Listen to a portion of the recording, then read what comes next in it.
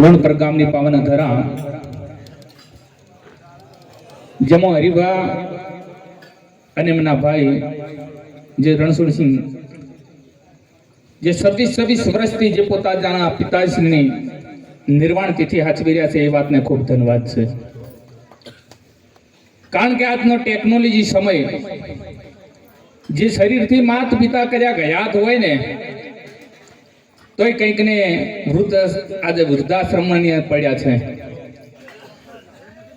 પણ જે શરીરથી ન હોવા છતાંય જેને પોતાના પિતાની એક યાદને પોતાની હૃદયની અંદર સાચવી રાખી છે એ પરિવારને ખૂબ ધન્યવાદ છે. અને આ યુગમાં વ્યાસપીઠને દીપાવનાર તમામ સંત મહાપુરુષો ભક્તજન માતાઓ બહેનો દરેકને જય ગુરુ મહારાજ. તો આપણા સંતો આપણા શાસ્ત્રો એમ કહે છે કે 184 ફરતો ફરતો આ જીવાતમાં એક માનવ શરીર ધારણ કર્યું છે. પણ આ માનવ શરીર મળ્યા પછી કોઈ સંત મહાપુરુષનો જો ભેટો ન થાય, એના વચનને વરવામાં ના આવે તો એને જગતમાં કોઈ યાદ કરતું નથી. કેટલાય આવે ને કેટલાય જતા રહ્યા. કારણ કે માનવનું શરીર શ્રેષ્ઠ છે એ વાતમાં બે મત નથી. પણ માનવ શરીરમાં આવ્યા પછી જેને સંતોની વાતોને ગ્રહણ કરી છે ને સંતોના કયા પ્રમાણે જેને જીવન જીવ્યું છે ને ઇતિહાસના પાને એમના નામ ચડ્યા છે. આપણા સંત મહાપુરુષો આ માનવ શરીર મળ્યા પછી કેવું જીવન જીવવું એની એક રાહ ચિંતે છે. પણ જ્યાં સુધી ભજનમાં આપણે બેસીએ પણ ભજન આપણામાં ન બેસે ત્યાં સુધી મેળ ખાય એવું છે નહીં. કદાચ સંત મહાપુરુષોની વાતો આપણે સાંભળીએ, એમની વાણી સાંભળીએ, પણ એ જીવનમાં કદાચ આપણે ગ્રહણ ન કરીએ તો મેળ ખાય એવું નથી. તો આપણા સંત મહાત્મા એવા થઈ ગયા તુલસીદાસજી મહારાજ. એમને કહ્યું છે તુલસી એ જગ में आए के कर लीजिए दो काम, देने को टुकड़ा भला और लेने को हरि नाम. संत कबीरजीએ પણ કહ્યું છે, कबीर कहे कमाल को तो दो बातें सीख ले, कर साहब की बंदगी और भूखे को तू न दे. કારણ કે સંત મહાપુરુષો એક આ જીવનનું મર્મ શું છે એને સમજાવે છે. જેવું માનવનું શરીર શ્રેષ્ઠ છે એવો એમ આપણને એક મૂડી રૂપે આપણને સમય સર્વશ્રેષ્ઠ મળ્યો છે અને સમયનો સદુપયોગ કરી લેજો એવું આપણા સંત મહાપુરુષો કહે છે. કારણ કે બીજી બધી એ મૂડી કર્યા આપણે નહીં ખર્ચીએ ને તોય પડી રહેશે. પણ આ સમયની મૂડી એવી છે જે પરમાત્માએ આપણને કે 80 કે 90 કે 70 જે વર્ષ આપ્યા છે એ તમે ઊંઘી રહેશો તોય ખર્ચાય જશે અને બેઠા હશો તોય ખર્ચાય જશે. એટલે આ સમયનો સદુપયોગ કરી દેજો. અને એ સમયની અંદર આ માનવ શરીરની અંદર એક સાચો ઉદ્દેશ હોવો જોઈએ, જેને લક્ષ્ય હોવું જોઈએ. કારણ કે સંત મહાપુરુષની વાતો શું કહેવા માંગે છે એ વાતને જાણવાનું આપણું લક્ષ્ય હોવું જોઈએ. કારણ કે લક્ષ્ય જે ઉદ્દેશ વિનાનું જીવન છે ને એ નકામું છે. અને જે સંત મહાપુરુષો આપણને લક્ષ્ય આપે છે એ લક્ષ્ય પોકવાનો માર્ગ પેલો તો આપણે સાચો છે કે ખોટો એ આપણે જાણવાની જરૂર છે. કારણ કે જો લક્ષ્ય સુધી પહોંચવું છે તો પહેલા તો આપણે સાચો માર્ગને પકડવો પડશે. અને એ માર્ગ આ સંત મહાપુરુષો જોડે છે. કારણ કે બીજે બધે કદાચ આડાઅવળા દોડવાથી લક્ષ્યને પ્રાપ્ત કરી શકતા નથી. બીજા બધાએ કદાચ કર્મકાંડથી આપણને ફળ મળી શકશે, પણ આ ભજન સત્સંગ છે ને એ મુક્તિ આપી શકશે. પણ જ્યાં સુધી ભજનમાં આપણે બેસીએ અને એ ભજનનું મનોમંથન કરવામાં ના આવે, આ સંત મહાપુરુષની વાતો જો મંથન કરવામાં ના આવે તો તત્વના સારની ખબર પડતી નથી. એટલે ધન્યવાદ છે આવા પરિવારને. કારણ કે આવા સંત મહાપુરુષોની સેવામાં, માતા પિતાની સેવામાં કર્યા છે ને આપણું શરીર જો આપણે શરીરથી સેવા કરીએ તો એ શરીર પવિત્ર બને છે. કદાચ આપણા ધર્મશાસ્ત્રોને આપણા સંત મહાપુરુષોની વાતો કદાચ એના વિચારોને આપણે અપનાવીએ તો આપણું મન પવિત્ર બને છે. અને પરમાર્થિક જો ધર્મના કાર્યની અંદર કદાચ ધન વાપરવામાં આવે તો આપણું ધન પવિત્ર બને છે. નહીતર પેલા એક ભાઈ હતા, એટલે ઘણો પૈસો કમાતા, મોટો ધંધો બિઝનેસ ચાલતો. રોજ આવે ને રોજ સાંજે ઘેર આવે એટલે એમને પત્નીની બે ગણે પૈસા ગણે ને પછી કે તિજોરીમાં મૂકી દેજો, આપણે વાપરવાના નથી. એટલે બાજુમાં બીજા પાડોશી એક ભાઈ હતા, એમના પતિ ધંધેથી આવ્યા, એ ઓછું કમાતા હતા એટલે કહેવા માંડ્યા કે બાજુમાં આપણા પાડોશી છે ને કેટલી બધી કમાણી કરે છે, રોજ પૈસાની થપ્પી લઈને આવે છે અને ગણતા હોય છે, અને રોજ કહે છે કે હવે તિજોરીમાં મૂકી દેજો, હું આપણે વાપરવાના નથી, કે હોય એમાં શું, કાલ હું એ લઈને આવું. બીજા દિવસે આવ્યા એટલે પેલી કોરી માટલી હતા ને એના ઠીકરબા ભેગા કરીને પોટકું બધીને લઈને આવ્યા, અને પેલા પત્ની વાટ જોઈને બેઠા હતા કે આ તો લાવવાનું કીધું છે ને. હોજ પડીને ઘેર આયા એટલે કે પૈસા લઈને આયા કે આ ઘણા લઈને આયા છે, પેલા આપણે જમી લઈએ પછી સુખ શાંતિ ગણીએ. આ તો સુખ શાંતિ જમી લીધું અને પછી પેલું પોટકું ખોલ્યું કે આ તો ઠીકરા છે. તો પેલો કે બાજુમાં કમાય છે ઘણું, પણ આઈને ગણીને તિજોરીમાં મૂકે છે ને કહે છે કે આપણે મૂકી દેજે, વાપરવાના નથી, કદાચ ગમે એટલા હોય પણ જો વાપરે ના તો એ ઠીકરા જ છે કે. એટલે જે પરમાત્માએ થોડા ઘણું આપ્યું છે પણ પરમાર્થમાં કદાચ જો વાપરીએ તો એ આપણું ધન પવિત્ર બને છે. એટલે સારા કાર્યમાં આપણે ધનને વાપરવું. માતા પિતાની જ્યાં સુધી આપણું શરીર છે તો ખરેખર શરીર શા માટે આપ્યું છે, પહેલું તો આપણે એ વાતને જાણવાની જરૂર છે. પરમાત્માએ ગુણ કરી આ માનવ શરીરની અંદર મૂક્યા છે. માતા પિતાએ મહા દુઃખ વેઠી મહા મહેનત કરી અને આપણને ઉછેરીને મોટા કર્યા છે. શરીર શા માટે આપ્યું છે? એ પરમાત્માનું ભજન કરી અને પોતાના નિજ સ્વરૂપની પારખ કરી અને પોતાના આત્મા પોતાના જીવનું કલ્યાણ કરવા માટે આપ્યું છે. એટલે માતા પિતાની સેવા કરશો, ગમે એટલા બીજા કાર્યો કરશો તો કોઈ દિવસ માતા પિતાના ઋણમાંથી મુક્ત નહીં થઈ શક્યો.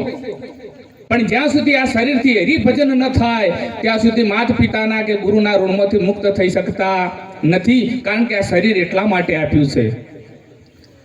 કારણ કે એમણે બહુ સરસ ઊંચી પણ વાતો થઈ, પણ પેલા આપણે કદાચ નીચું પગથિયું કદાચ આપણું જો રેડી હશે તો પછી ધીરે ધીરે ધીરે ઊંચે પગથિયે જવાશે. ગુરુની સદગુરુની બહુ સરસ વાત થઈ, પણ કદાચ એ ભૂમિકાની પ્રાપ્ત થઈ જાય તો આત્મા તો સર્વમાં છે. આકારની નિરાકારની વાત બહુ જ થઈ, કારણ કે આકારથી આ જગતનો તમામ વ્યવહાર છે, અને એ આકાર છે ને એ બધો નિરાકારની જ સત્તા છે. નિરાકારની સત્તાથી જ આ આકાર છે, અને આકારથી જ આ બધો જગતનો વ્યવહાર થઈ રહ્યો છે. પણ જ્યાં ઊંચી ભૂમિકા એ સંત મહાપુરુષો કહે છે કે એ તત્વની કદાચ આત્મા તો બધાને પ્રાપ્ત છે જ, પણ એની પ્રાપ્તિ નથી. કારણ કે સર્વ જગ્યાએ એ તો છે જ, પણ સંત મહાપુરુષો એમ કહે છે કે એનો અનુભવ કરવાની જરૂર છે. બ્રહ્મ કો દેખ્યા મિટ ગયા ધોખા, આદ નામ આલેખા, અરસ પરસ में પછી દર્શન પાયા, નહીં રૂપ નહીં રેખા, ભૂત ભવિષ્ય વર્તમાન કી માયા, અદલ કોટા પર જોખ્યા. આ તો પછી શું કહે છે કે આ અદલ કોટા પર જોખ્યા, માપ આ અમાપી છે, આ માપ્યામાં આવે એવી વસ્તુ છે નહીં, અને નહીં ઉસકા લેખા, અમને બ્રહ્મ કો દેખ્યા તો ચરાચર જગત કો પરખ્યા. કે એ વસ્તુને કદાચ પારખી દઈએ તો પછી જગતમાં બીજું કોઈ જાણવાની જરૂર નથી. એટલે તો કહ્યું છે કે અધર આસન સધર મૂર્તિ, સદગુરુ હમારા ત્યો વસતા, પછી ધૂપ દીપ ત્યો નથી આરતી, કોણ કિસી કા ધ્યાન ધરતા, રૂપ રેખા નહીં વર્ણા આવરણ, અખંડાનંદ એક સાહેબ રહેતા. યમાનંદ કહ્યા કશું ન જાણો તો વોહી ગાતા ને વોહી સુનતા. પછી ત્યાં કોઈ શિષ્ય નથી અને કોઈ ગુરુ નથી. અસલ ભૂમિકાની વાતો કરવા જઈએ તો એટલે છીએ, પણ કદાચ જો આપણે એ ભૂમિકાને ખાલી અનુભવમાં લાવવાની છે અને એ આપણે જગતના વ્યવહારમાં રહેવાનું છે. પછી આપણે કહે કદાચ આ ગુરુ ને શિષ્ય આપણે બધા એક જ છીએ, તો હવે ગુરુની સેવા ના કરવી, માતા પિતાની સેવા ના કરવી, કારણ કે એ છે ને હું એ છું. પણ ના, આકાર છે એટલે આ જગતનો વ્યવહાર છે, જગતના વ્યવહારમાં રહેવાનું છે. માત્ર પેલે વાતને આપણે અનુભવમાં રાખવાની છે, અને અનુભવમાં વાત લઈ એ વાતને લક્ષ્યમાં રાખવાની જરૂર છે. એનું નામ ભજન. એટલે સંત મહાપુરુષો બહુ આપણને માર્મિક વાતો સમજાવે છે, પણ એ વાતો આપણે લક્ષ્યમાં લેતા નથી. કારણ કે ભજન સિવાય આ નિસ્તારો છે નહીં. પણ આપણે તો નીચે ભૂમિકાની કદાચ છે ને સંત મહાપુરુષો પહેલા તો એમ કહે છે કે દરેકની અંદર જ્ઞાનરૂપી કિરણ તો છુપાયેલી જ છે. સંત મહાપુરુષો કોઈને જ્ઞાન નથી આપતા, કારણ કે ભગવાન કૃષ્ણજી કહે છે કે હે અર્જુન, દરેકને હૃદયની અંદર જ્ઞાનરૂપી કિરણ છુપાયેલી છે, પણ કામ ક્રોધ આ આવરણથી દટાયેલી છે. એટલે આ સંત મહાપુરુષો સત્સંગ દ્વારા આ આવરણને હટાવે છે. જે આવરણ હટે ને એટલે પોતાનામાંથી જ જ્ઞાન પ્રગટ થાય છે. એટલે આ સંત મહાપુરુષોની વાતોને ખૂબ સમજજો, જાણજો. કારણ કે માતા પિતાની સેવા કરજો, સમાજની સેવા કરજો અને સંત મહાપુરુષોના વચનોનું ખૂબ પાલન કરજો. નહીતર આ માનવ શરીર મળ્યું છે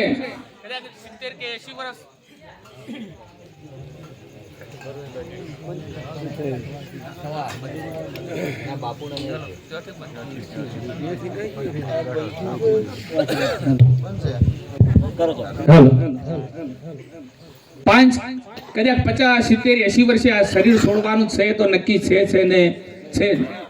એક વખત એક નાથજી ભાઈને, જે એક નાથજી મહારાજ હતા ને, એમને કોઈ ભાઈએ પ્રશ્ન કર્યો કે મહારાજ, સાચા વિચારો આવે તો બરાબર છે, પણ ખરાબ વિચારો આવે તો શું કરવું? એક નાથજી મહારાજ કે એ તો હું તને જવાબ પછી આપું, પણ તે 1-2 વખત આમ મારી ઉપર હાથ કર્યો ને એટલે તારી હાથની રેખાઓ મેં જોઈ અને રેખાઓ હું જાણી શકું છું. રેખા જોઈને હું ભવિષ્ય પાકી શકું છું. કારણ કે સંત મહાપુરુષો ભવિષ્યની વાતોને ના હાથ જોવાની વાતોને માનતા નથી, પણ માત્ર દ્રષ્ટાંત સમજાવવા માટે કરું છું. કારણ કે બધું કર્મને આધીન છે. કોઈ રેખાઓ જોયા હાટે કોઈ મટી જતું નથી. એટલે એકનાથજી મહારાજ કે તારી હાથની રેખાઓનું ભવિષ્ય જોઈ હું તારો ભવિષ્ય પાકી શકું. એટલે માણસને વર્તમાનની જાણની જરૂર નથી. કદાચ ભવિષ્યની વાત જો જાણવા મળતા હોય ને તો વર્તમાનમાં કોઈ જીવવા તૈયાર નથી. એટલે પેલો કે ભવિષ્યમાં શું છે તો કે 20મા દિવસે આજથી માંડીને 20મા દિવસે તારું મૃત્યુ છે. એટલે મૃત્યુ સાંભળીને પેલો ધુઆ થઈ ગયો કે હવે મારે તમારા પ્રશ્નનો જવાબ જોતો નથી. ત્યાંથી ઘેર જાય છે અને એની પત્નીને કહે છે કે ખાટલો ઢાળો. કે કેમ? કે એકનાથજી મહારાજ બોલ્યા છે ખોટું પડે નહીં, આજથી 20મા દિવસે મારું મૃત્યુ છે. અને ઘેર ખાવાય પાવતું નથી, કારણ કે મૃત્યુથી જગતને મોટો ભય કોઈ છે નહીં. 1 દિવસ 2 દિવસ ને 20 દિવસ પૂરા થયા એટલે એકનાથજી મહારાજ એના ઘેર આવે છે અને પેલો પગમાં પડી જાય છે કે મહારાજ તમે બોલ્યા હતા ને 20 દિવસમાં મારું મૃત્યુ છે, મૃત્યુ તો થયું નહીં. એકનાથજી મહારાજ કે કદાચ ઘાત ટળી ગઈ છે, પણ તું 20 દિવસ પહેલા મારી પાસે આવ્યો તો અને કંઈક પ્રશ્ન કર્યો તો કે હવે મહારાજ કે શું પ્રશ્ન કર્યો તો કે સારા વિચાર આવે તો બરોબર, પણ ખોટા વિચાર આવે તો મારે શું કરવું? એકનાથજી મહારાજ કે આ 20 દિવસમાં તને ખોટા વિચાર કેટલા આવ્યા એ મને કે. એટલે કે હારા ખોટા એ કે વિચારો જ આવ્યા નથી, ખાવાનું ભાયું નથી ને વિચારો આવવાની વાત જ છે. કે કેમ? કે 20 દિવસે મારું મૃત્યુ તમે પાક્યું હતું, મારી નજરમાં મૃત્યુ જ ફરતું હતું. એટલે એકનાથજી મહારાજ કે ભલા આદમી, 20 દિવસની મેં ખાલી તને મુદત એટલા માટે આપી હતી, આ એક તને સમજાવવા માટે. જો 20 દિવસનો મૃત્યુ સમજી અને તું આ બધું હારું ખોટું ભૂલી ગયો હોય તો 1 દિવસ આ શરીર છોડવાનું છે તો નક્કી છે ને છે. એ લક્ષ્યમાં રાખ તો તું કોઈનું ખોટું કરીશ નહીં. આપણે ઇતિહાસના પુરાવા જોઈ લો. જેને કરણને 1 આંગળી લાંબી કરતા પોતાની ભૂખ ભાગી અમીના જો ઓડકાર થયા હોય તો આપણે કદાચ સાચામાં જો સારામાં ઓગળી કરવાથી પણ આટલું પુણ્ય પ્રાપ્ત થતું હોય તો ખોટામાં ઓગળી કરવાથી પણ આપણને